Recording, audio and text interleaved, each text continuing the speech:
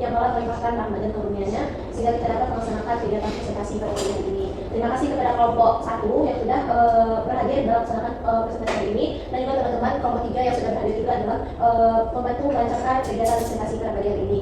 Langsung saja kami silakan kepada kelompok 1 untuk melaporkan materinya terkait dengan permasalahan yang ada dalam sebuah organisasi di Universitas Hukuman. Pak Nur, silakan. Baik, bismillahirrahmanirrahim. Assalamualaikum warahmatullahi wabarakatuh. Waalaikumsalam warahmatullahi wabarakatuh.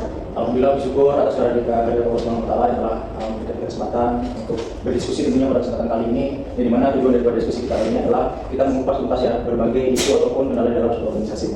Jadi kemudian ucapan terima kasih juga kepada kelompok 3 yang telah bersedia menjadi tim untuk kita berdiskusi pada kesempatan kali ini. Nah, jadi teman-teman semua, kami dari kelompok 1 tentunya pasti sudah menganalisis dari berbagai sudut pandang terhadap teman-teman pada organisasi. Tentunya di sini kita mengangkat organisasi itu yaitu PMI atau Palang Merah Indonesia Unit Putu. Nah, yang dimana pada tema yang kita angkat ini merupakan isu ataupun prioritas masalah yang terdapat dalam organisasi tersebut, yaitu dimana isinya adalah dampak persepsi negatif keterpurukan rekrutmen di KSR PMI itu. Nah, baik.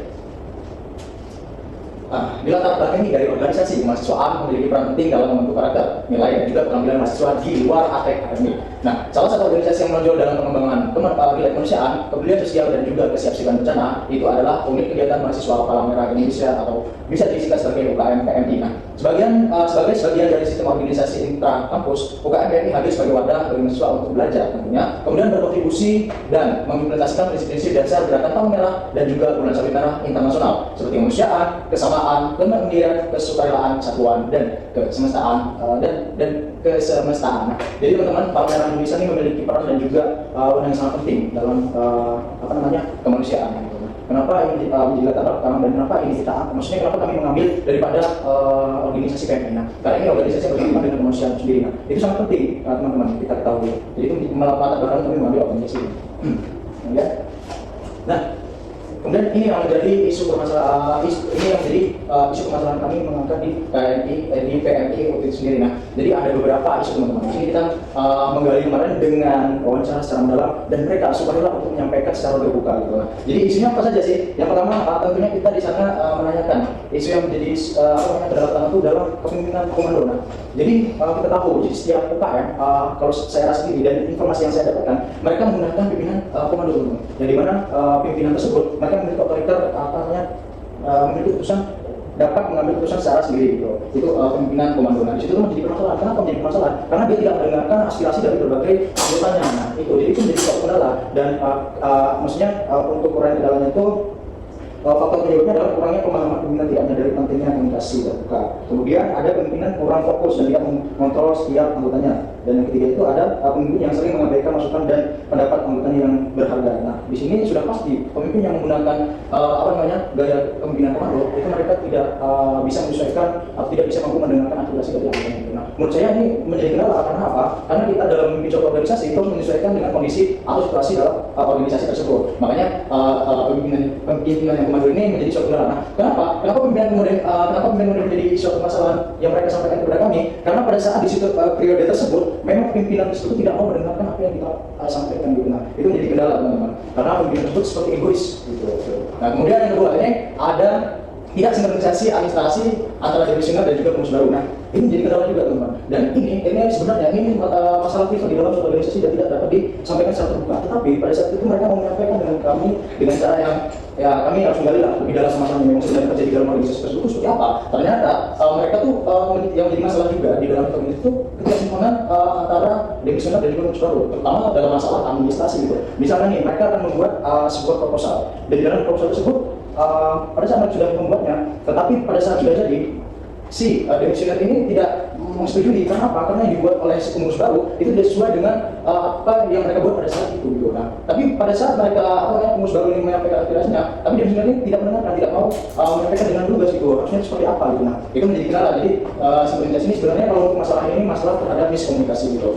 Nah, itu masalah yang jadi dampaknya sudah pasti di dalam internal mereka sendiri gitu. Dampaknya menghambat atau mengendalai daripada program yang mereka jalankan gitu. Kalau untuk faktornya sendiri ya sudah pasti juga itu dari eksternal ya termasuk eksternal lah. Jadi sudah tidak masuk ke dalam anggota dari internal sendiri. Jadi untuk faktornya itu dari pemerintah dan juga eksternal gitu. Nah, jadi untuk yang ketiga nih ada dari PMI Aceh Barat. Nah, ini teman-teman, ini bersifat privat juga. Karena apa? Ini merupakan wadah mereka. Maksudnya mereka tuh salah satunya selain diwadahi dari UPJ, mereka juga diwadahi dari PMI dari Kabupaten Aceh Barat dan juga Kabupaten Madura Raya. Tapi kenapa minimnya dukungan PMI Aceh Barat? Nah, mereka menyampaikan bahwasanya PMI Aceh Barat itu kurang mendukung daripada program yang mereka jalankan. Nah, malah bahkan yang lebih mendukung itu dari kabupaten sebelah, yaitu Kabupaten Aceh Barat, Kabupaten Madura Raya, yang mana mereka misalkan nih pada saat mereka melakukan sebuah program donor darah yang memang memfasilitasi secara 100% itu dari Kabupaten Madura Raya, sedangkan di Kabupaten Aceh Barat itu tidak sama sekali. Nah, jadi ini menjadi suatu permasalahan terhadap organisasi tersebut. Karena apa? Karena kita sendiri tuh PMI itu ada di tanah Kabupaten Aceh Barat seperti itu. Nah, ini menjadi suatu dan juga suatu dana yang memang bersifat privat, tetapi mereka menyampaikan dengan terbuka kepada kami. Gitu. Nah, kemudian kenapa ini juga menjadi masalah? Karena di PT di Aceh Barat sendiri sebenarnya teman-teman dia vakum. Gitu. Nah, ini memang kayak ini informasi juga. Jadi PT yang ada di Aceh Barat itu PT-nya vakum, memang tidak tidak berjalan dengan sebagaimana mestinya gitu. Makanya mereka mungkin ya kurang dalam memfasilitasi dan juga dari kegiatan PMI itu sendiri. Nah, kemudian yang terakhir ini ada sulit rekrut anggota baru UKM KSR PMI gitu. Nah, ini menjadi permasalahan terakhir kami. Di mana dapat kita simpulkan dari berbagai masalah ini itu cenderung akan berfaktor mempengaruhi daripada isu atau permasalahan di bagian ekonomi. Di mana pada saat perekrutan anggota baru KSR PMI itu mereka sulit. Nah, kenapa sulit? Pada dasarnya yang pertama, banyaknya isu-isu banyak nanti di di organisasi ini mereka pimpinannya yang tidak membenarkan itu. Nah, jadi dengan adanya isu-isu tersebut menimbulkanlah stigma ataupun stigma daripada anggota-anggota yang mungkin berkesempatan untuk mendaftar. Itu pada saat mereka mendaftar dengan mendengar isu tersebut, maka mereka tidak mau mendaftarkan diri. Gitu. Nah, kemudian banyaknya yang mungkin ya terbukaan secara jujur-jujurnya itu. Nah, keterbukaan secara jujurnya dan di mana kalau kita mau menentukan anggota baru, kalau kita jujur bahasanya organisasi kita jelek, pertanyaannya adalah apakah anggota baru itu mau mendaftarkan kita? Tentunya tidak. Nah, itu menjadi alasan juga kenapa di sini kita kenapa mereka menyampaikan bahwasanya ini menjadi suatu permasalahan di dalam KSR PMI itu sendiri. Itu. Jadi ini merupakan sedikit penjelasan dari kami yang memang kami gali secara mendalam memang permasalahan yang ada di dalam PMI KSR PMI ini. Itu adalah permasalahan yang terjadi sama teman-teman, yaitu mulai dari pimpinan komando, kemudian tidak sinkronisasi administrasi yang sudah terjadi pengurus baru, kemudian minimnya dukungan dari PMI Aceh Barat, dan yang terakhir itu sulit merekrutmen anggota baru UKM KSR PMI itu sendiri. Baik, selanjutnya akan saya lanjutkan. Yang tadi kan kita sudah mendapatkan 4 permasalahan di organisasi unit KSR PMI. Yang dimana selanjutnya kita ke prioritas masalah. Nah, penetapan prioritas masalah adalah langkah penting dalam perumusan masalah di KSR PMI Universitas Teguh Umar. Proses ini melibatkan urutan atau ranking dari masalah yang diidentifikasi untuk menemukan solusi untuk menetapkan prioritas masalah. Nah, di sini kita bisa lihat dalam bentuk tabel USD yang dimana terdapat masalah 4. Kita bisa lihat dari yang pertama gaya kepemimpinan otoriter, yang dimana urgensinya ataupun tingkat kedaulatannya itu kami beri nilai 3. Kenapa? Karena seseorang yang memiliki ataupun yang memilih gaya kepemimpinan otoriter itu tidak terlalu gawat ataupun tidak terlalu serius. Kemudian dilihat dari seriusnya dari kepemimpinan seseorang yang memimpin menggunakan gaya otoriter itu tidak terlalu serius ketika dia menggunakan gaya kepemimpinan yang otoriter. Kemudian yang ketiga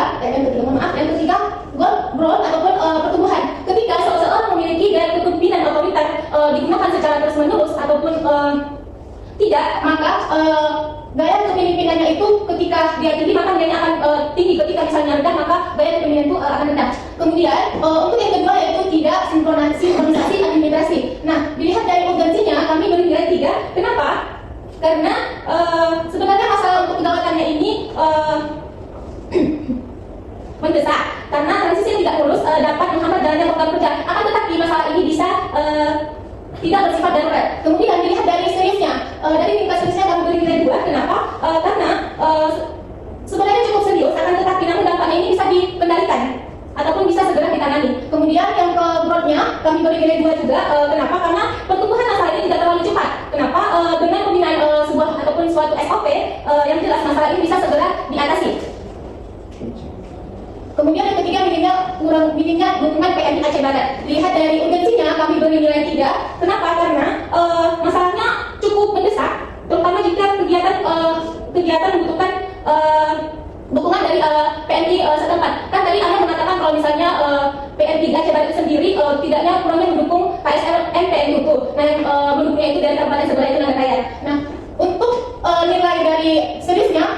diberi nilai 3. Kenapa? Karena masalah ini juga serius, akan tetapi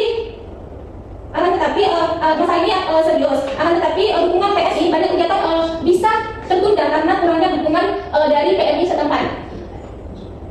Kemudian yang untuk growth-nya kami beri nilai 3 untuk pertumbuhannya. Kenapa? Karena jika dibiarkan masalah tersebut akan berdampak jangka panjang terhadap reputasi ataupun efektivitas UKM dalam menjalankan sebuah program ataupun misi sosialnya. Kemudian yang keempat, sulitnya merekrut anggota baru UKM KSR PMI unit utuh, yang dimana kami memberikan urgensinya ataupun tingkat kedaulatannya itu 5. Kenapa? Karena ini kedaulatannya sangat serius, dimana jika tidak ditangani segera maka UKM akan kehilangan regenerasi ataupun bisa vakum. Kemudian yang ke seriusnya, tingkat seriusnya kami beri nilai 5 juga. Kenapa? Karena tanpa anggota baru kegiatan UKM tidak bisa dilanjutkan. Kemudian yang terakhir itu growth, yaitu pertumbuhan masalah, yang dimana kami beri nilai juga 5, yang dimana masalah ini berkembang sangat cepat karena semakin lama didiamkan maka semakin sedikit niat mahasiswa untuk bergabung di dalam UKM KSR PMI utuh. Nah, dimana dalam semua di dalam tabel ini ketika semuanya dijumlahkan itu yang untuk gaya kepemimpinan ada 10 dan yang tidak sinkronasi 7, minimnya dukungan 9 dan sulit merekrut itu ada 15. Jadi ketika semuanya kami simpulkan, ketika kami bincangkan bahwasanya kami memprioritaskan ataupun memberi ranking untuk masalah utamanya itu adalah yang nomor 4, sulitnya merekrut anggota baru. Baik teman-teman, setelah tadi kita sudah menetapkan prioritas masalah, maka kita lanjut ke slide terkait tentang penyebab masalah utama, yang dimana penyebab masalah utama itu terbagi menjadi 8. Yang pertama itu ada persepsi negatif terhadap dipaksa. Seperti yang kita ketahui bahwa sebagian besar mahasiswa baru itu memiliki persepsi atau tanggapan negatif terhadap pendidikan dan pelatihan dasar atau dipaksa, di mana mereka beranggapan bahwa kegiatan tersebut atau organisasi tersebut itu memberikan dampak yang melelahkan dan juga menakutkan. Yang dimana yang pertama itu seperti yang pertama tadi ada kepemimpinan otoriter, di mana dia mengambil gaya kepemimpinan otoriter, yang dimana persepsi tersebut didapat mereka dari cerita-cerita yang beredar di kalangan mahasiswa baru, yang dimana persepsi tersebut dapat berdampak pada keinginan atau kontribusi mereka dalam untuk mengikuti kegiatan organisasi yang ada di UKM PMI itu. Yang kedua itu ada kekhawatiran tentang donor darah, yang dimana kegiatan donor darah ini kan merupakan program yang sudah dijalankan oleh UKM PMI itu sampai detik ini, yang dimana program tersebut dianggap menakutkan oleh sebagian mahasiswa baru, di mana banyak dari mahasiswa yang sedikit khawatir mengenai prosedur donor darah, efek samping yang mereka dapatkan, dan juga rasa sakit yang bisa saja mereka dapatkan ketika mereka melakukan donor darah di UKM PMI tersebut, sehingga mereka merasa enggan untuk berkontribusi dalam melakukan kegiatan donor darah di UKM PMI itu. Yang ketiga itu ada kurangnya informasi dan juga sosialisasi, di mana minimnya sosialisasi tentang manfaat dan tujuan ketika kalau mahasiswa tersebut ingin masuk ke dalam suatu organisasi KSR PMI itu sendiri, yang dimana banyak mahasiswa tidak memahami pentingnya, apa sih pentingnya ketika mereka bergabung dalam organisasi itu, atau manfaat apa yang mereka dapatkan ketika mereka bergabung dalam organisasi itu sendiri, yang dimana dari UKM PMI itu sendiri tidak memberikan alasan ataupun manfaat yang jelas terkait manfaat apa yang bisa mereka dapatkan kalau mereka bergabung dalam organisasi PMI itu sendiri. Nah, selanjutnya itu ada kompetisi dengan organisasi lain di luar kampus. Seperti yang kita ketahui teman-teman, bahwasanya organisasi di lingkup UTU ini cukup banyak, tidak hanya UKM KSR PMI UTU, mungkin sebagian besar organisasi-organisasi lain lebih menawarkan kegiatan yang cukup menarik, tentunya yang bisa mengalahkan organisasi UKM PMI UTU sendiri, yang dimana mungkin mahasiswa baru atau mahasiswa beranggapan bahwasanya kalau mereka bergabung dalam kompetisi tersebut kurang memberikan dampak yang efektif terhadap mereka ke depannya. Nah, selanjutnya itu ada stigma negatif terhadap kemanusiaan. Nah, lagi-lagi teman, bahwasanya PMI atau Palang Merah Indonesia ini adalah sikap kemanusiaan kita terhadap masyarakat, yang dimana sebagian besar mahasiswa beranggapan bahwasanya bergabung dalam suatu organisasi kemahasiswaan tersebut kurang terpopuler atau kurang diminati oleh mahasiswa-mahasiswa, karena seperti yang kita ketahui bahwa saat ini juga organisasi UKM itu kurang nampak aktif dan juga berjalan sampai saat ini. Nah, selanjutnya itu ada keterbatasan waktu dan juga aktivitas akademik. Nah, seperti yang kita tahu bahwasanya kita sebagai mahasiswa juga keterbatasan waktu, seperti contohnya tugas akademik atau tugas mata kuliah. Jadi beberapa mahasiswa itu beranggapan bahwasanya mereka berketerbatasan waktu kalau bergabung dalam suatu organisasi tersebut, contoh seperti organisasi UKM PMI itu, yang mana yang seperti tadi ya, tentang keterlibatan akademik atau tugas-tugas kuliah yang harus diselesaikan dan harus diselesaikan tepat waktu. Nah, lalu ada kurangnya dukungan dari anggota lama. Nah, kurangnya dukungan dari anggota lama atau demisioner, yang dimana demisioner kurang mendukung anggota-anggota barunya untuk bagaimana sih cara kita bisa merekrutmen anggota baru biar supaya anggota barunya itu sukarelawan untuk masuk dalam suatu organisasi kita, yang dimana demisioner itu kurang memberikan pengalaman yang mereka dapatkan kepada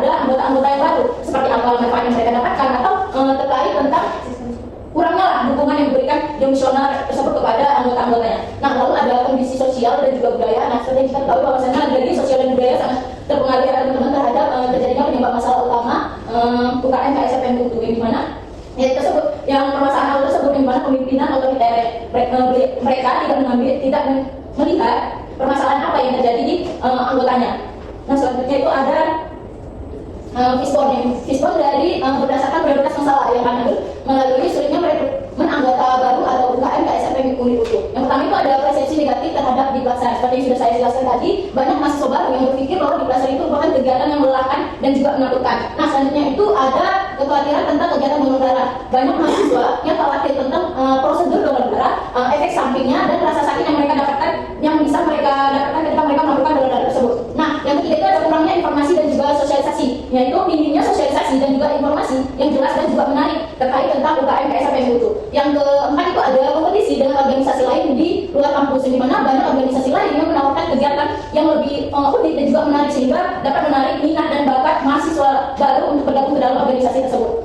Nah, selanjutnya itu ada stigma negatif terhadap kemanusiaan, yang dimana banyak yang beranggapan bahwa sosialisasi dalam bahwa kegiatan kemanusiaan itu tidak terlalu populer atau tidak terlalu terkenal, jadi sehingga kebanyakan mahasiswa enggan untuk dirinya bergabung dalam suatu organisasi tersebut. Nah, lalu ada keterbatasan waktu dan juga aktivitas akademik. Seperti yang sudah saya sampaikan tadi, bahwasanya banyak sekali kegiatan mahasiswa, baik itu dari segi organisasi, aktivitas akademik ataupun tugas kuliah.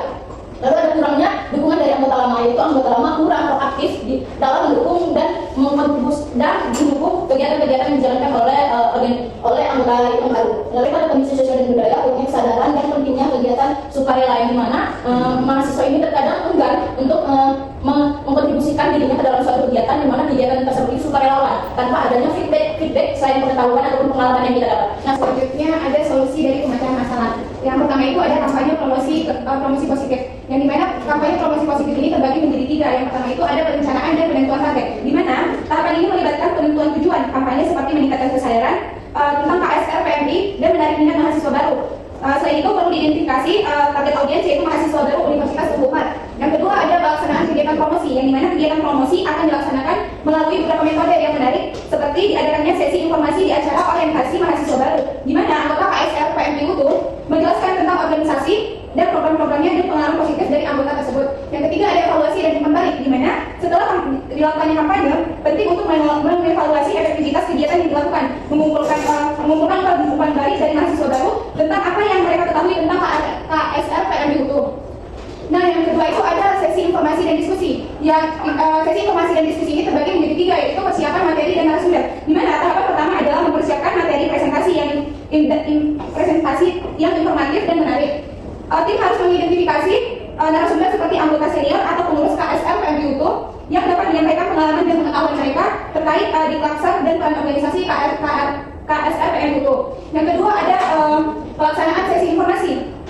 Setelah persiapan selesai, sesi informasi akan dilaksanakan dalam bentuk presentasi di lingkungan kampus Universitas Tunku Umar seperti di aula atau ruangan seminar. Narasumber akan menyampaikan materi, mengajak mahasiswa baru untuk bertanya dan berdiskusi. Selama sesi ini juga informasi mengenai cara pendaftaran dan langkah-langkah yang diperlukan untuk mengikuti di klakser yang akan disampaikan. Yang ketiga ada evaluasi dan tindak lanjut. Setelah sesi informasi selesai, tahap terakhir adalah mengevaluasi efektivitas dari kegiatan KSR PMI itu.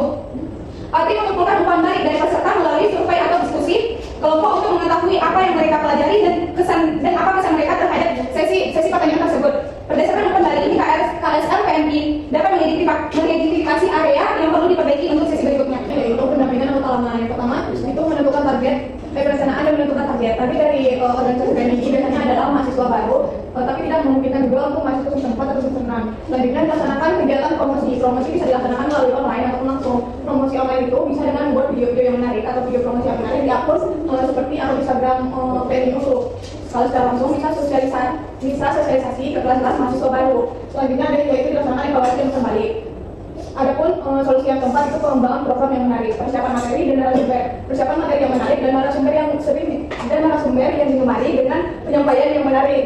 Selanjutnya ada pelaksanaan sesi informasi dalam penyampaian materi. Biasanya ini dilaksanakan dengan kegiatan seminar. Dan dalam kegiatan seminar itu ada sesi tanya jawab. Yang ini akan dapat melaksanakan sesi informasi. Selanjutnya dilaksanakan evaluasi dan tindak lanjut. ada solusi terakhir yaitu membangun lingkungan kampus yang mendukung. Ini adalah peran kampus dalam mendukung organisasi PMI. Yang pertama itu memberikan penghargaan dan apresiasi. Kampus bisa memberikan penghargaan dan apresiasi biasanya dengan menaikkan kegiatan-kegiatan positif dan memberikan apresiasi dia pendidik, sehingga ini secara tidak langsung dapat menarik mahasiswa baru untuk bergabung dalam organisasi PMI ini. Nah, memberikan penghargaan ini termasuk dukungan dari kampus dan dapat menciptakan peluang yang kreatif dan inovasi. Selanjutnya ada kesimpulan. Kesulitan pada kota baru di UKM KSR PMI Universitas Batu Umar disebabkan oleh persepsi negatif terhadap kelas, kekhawatiran akan kegiatan donor darah, minimnya sosialisasi, stigma terhadap kegiatan kemanusiaan, serta fokus mahasiswa pada akademik. Untuk mengatasi hal ini, perlu strategi seperti kampanye edukasi, pemanfaatan media sosial, kolaborasi dengan organisasi lain, serta penyusunan program menarik yang berkaitan dengan minat mahasiswa, membangun budaya kampus yang menghargai kontribusi sosial dan peran aktif anggota lama dalam mendampingi mahasiswa baru juga penting guna menciptakan lingkungan yang inklusif dan meningkatkan partisipasi mahasiswa. Baik, sampai sini presentasi dari kelompok kami. Saya kembalikan kepada moderator. Kepada kelompok 1 yang sudah memaparkan materinya, kemudian kita silakan kepada kelompok 3 untuk memberikan pertanyaan ataupun sebuah kritikan dari presentasi kelompok 1. Kelompok 3 kami silakan. Baik, terima kasih kepada kelompok 1 sudah memaparkan presentasinya hari ini. Di sini saya ingin mengapresiasi saja karena sudah sangat bagus ya untuk penjelasan terkait pemaparan permasalahannya. Tapi di sini saya sangat menyayangkan sekali dari UKM PMI itu sendiri karena terlalu banyak sekali masalah yang sangat-sangat penting ya di sini. Apalagi di mana PMI ini kan sangat-sangat dibutuhkan jika ada donor darah segala hal lainnya. Padahal banyak sekali dukungan-dukungan dari luar, tapi itu sangat-sangat kurang gitu. Mungkin itu saja dari saya. Terima kasih atas waktu yang diberikan. Jadi di sini saya ingin menanyakan pertama kali PMI untuk ini, KSR PMI untuk ini bukan siapa? Terus kan seperti kita tahu kalian memprioritaskan yang pertama itu sulit merekrut anggota baru. Sementara yang kita ketahui tadi salah satu alasan kenapa sulit merekrut anggota baru adalah stigma negatif. Nah, stigma negatif itu kan kayak kepemimpinan otoriter tadi, kemudian tidak sinkron di administrasi dan lain sebagainya. Kenapa kalian tidak memprioritaskan misalnya kayak minimnya dukungan media Cikarang? Karena seperti yang kita tahu, kalau akar permasalahannya selesai, mungkin stigma itu akan hilang. Mungkin kalau perekrutan anggota baru mungkin akan lebih mudah ke depannya. Seperti itu. Saya ingin bertanya juga kepada kelompok ya, tentunya. Ini kan permasalahannya tadi yang benarnya itu ada sulitnya merekrut anggota baru, ya kan? Saya ingin bertanya ini, sejauh ini dari KSR PMI ini upaya apa yang dilakukan untuk membuat mahasiswa ini lebih mau minat dalam join ke KSR PMI ini kan tadi dibalik kayak mengaktifkan media sosial, upaya apa sampai sejauh ini yang dilakukan apa sih? Bagaimana kita sudah yakin bahwa solusi yang sudah dipaparkan dapat menjadi solusi yang efektif dalam memecahkan masalah yang sudah ditetapkan. Masalahnya tadi apa? Masalah kurangnya minat para peserta baru untuk join ke kayak gitu. Terima kasih. Baik, selanjutnya itu kalau dibuka slide ini disampaikan bahwa blok usaha utama itu konsep itu terkait dengan persepsi kan. Nah, dari semua blok usaha utama itu apa yang paling urgensi, yang paling latar belakangi, yang paling utama gitu dari blok usaha itu. Nah, karena kalau dilihat contoh itu kekhawatiran tentang kegiatan donor darah. Emang kalau misalkan masuk ke KSR PMI itu anggotanya wajib donor darah, karena kan kegiatan donor darah itu kan sebuah pilihan sukarela gitu. Kenapa itu menjadi salah satu penyebab masalahnya? Baik, terima kasih kepada kelompok yang telah memberikan feedback ya, pertanyaan dan kita berdiskusi tentang hal ini.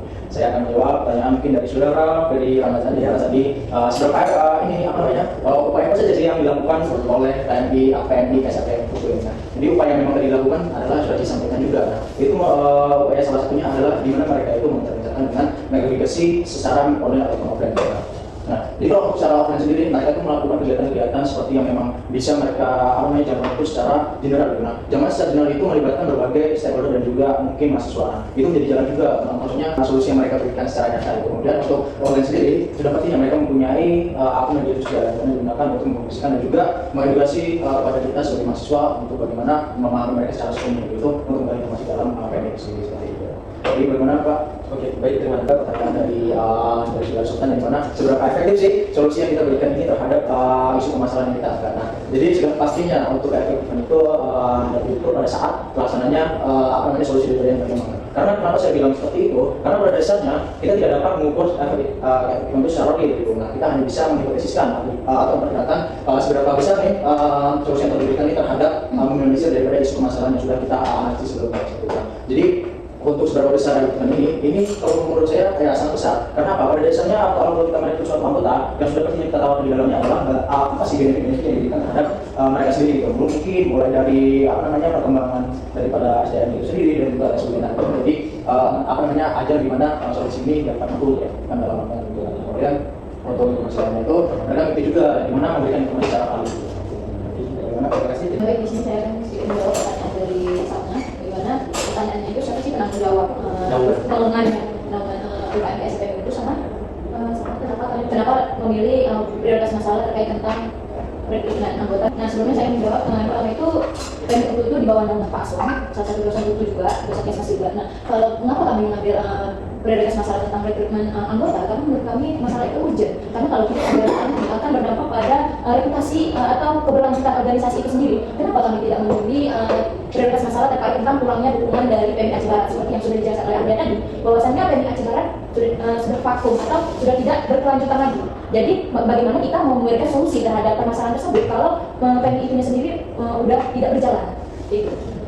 Jadi menambahkan, kenapa tidak memilih minimnya dukungan PMI Aceh Barat? Karena dengan tidak adanya anggota baru, PMI Aceh Barat juga tidak akan memberikan dukungan. Karena kan jelas di organisasinya tidak ada anggota baru atau anggotanya cuma sedikit. Ini menjadi salah satu hal kenapa Aceh Barat memberikan dukungan yang minim. Jawab pertanyaan dari Jantung, dari banyaknya penyebab masalah terkait tentang persepsi ataupun kekhawatiran tentang kegiatan bernegara. Nah, seperti yang kita ketahui bahwasannya sebagian dari mahasiswa itu mendengar cerita atau persepsi dari anggota lamanya bahwasannya kegiatan dalam diklatsa atau pelatihan dan seni PMSnya itu seperti melakukan pelatihan militer, di mana mungkin dari persepsi tersebut menjadi mendapat ketakutan kepada mahasiswa yang baru apabila mereka join atau bergabung dalam organisasi tersebut, yang dimana mungkin dari persepsi tersebut adanya ketakutan dalam diri mereka. Misalnya kalau aku bergabung nih dalam kegiatan organisasi tersebut terlalu apa ya, kalau kita bilang terlalu memaksa untuk kita bisa dalam segala hal. Contohnya itu dalam persepsinya. Dan kenapa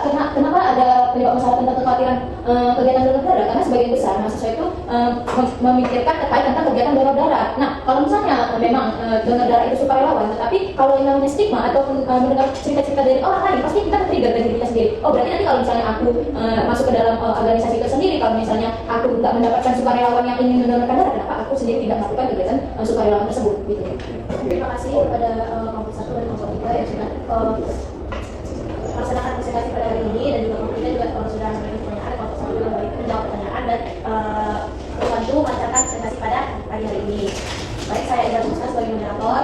Saya ucapkan terima kasih. Wassalamualaikum warahmatullahi wabarakatuh.